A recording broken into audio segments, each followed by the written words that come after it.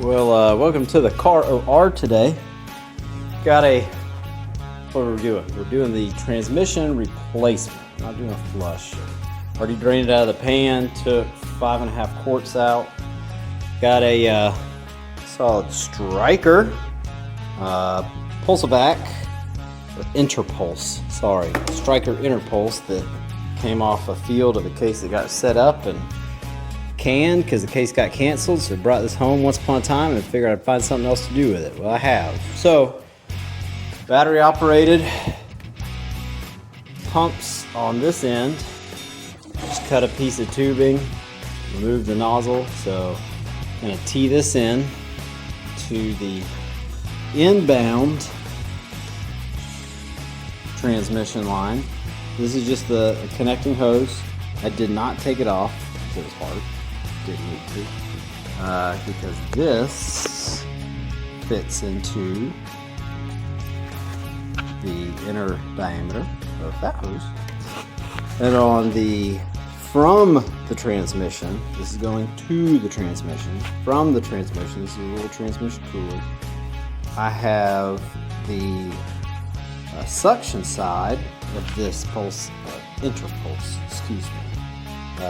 Pulse lavage system. I have that hooked up. About to nip it off, and that's going to drain once we start the Lexus up.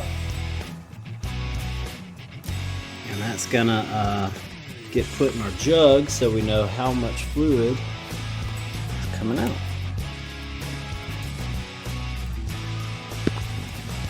So, from the transmission, which will turn the car on, that will run the transmission pump, which will pump up transmission fluid out of the system. And this will be to the system. So you squeeze the trigger, it's got a battery pack and a power cable. This is used in surgery to clean out, it forces irrigation into the wound and sucks it out. That's why you got a liquid in hose with a pump, big squirt gun essentially, and then this would normally be sucked up or hooked up to suction. It would be pulling it out as soon as you're putting it in. So we're going to clean this off good. Slide that bad boy into the hose. We're going to send it as far as we can. Stand by.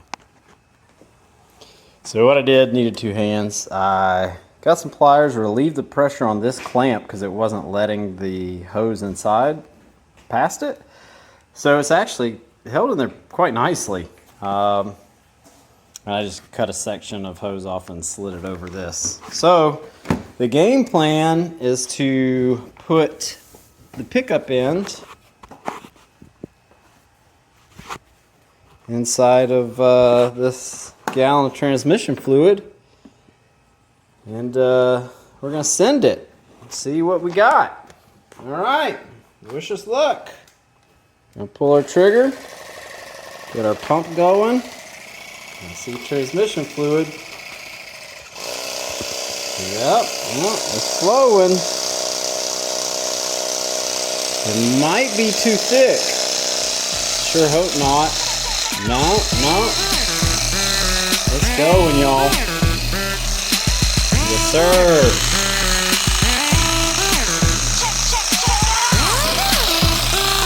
I don't see any leaks. Just gonna send it.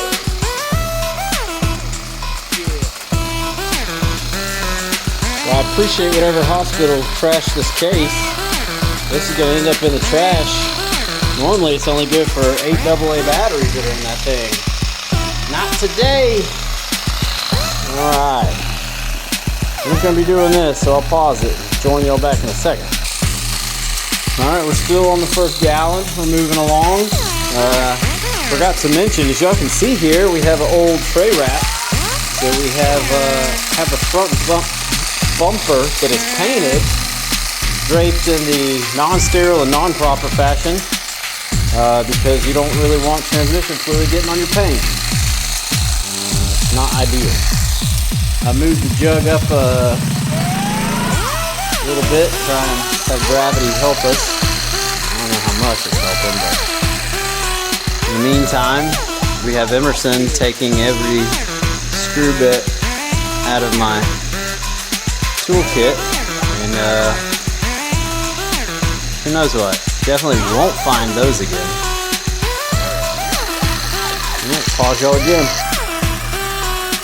So that's where we're at, just a bit above a quart. The interpulse got a little warm. Gave it about a 30-second to a minute break there. It's bouncing right above the 1 quart line. It moves.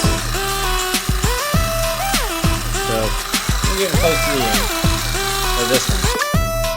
Well, I got 1 gallon in. Pretty impressed. Pretty proud of myself. I'm not gonna lie. Let's see how it goes.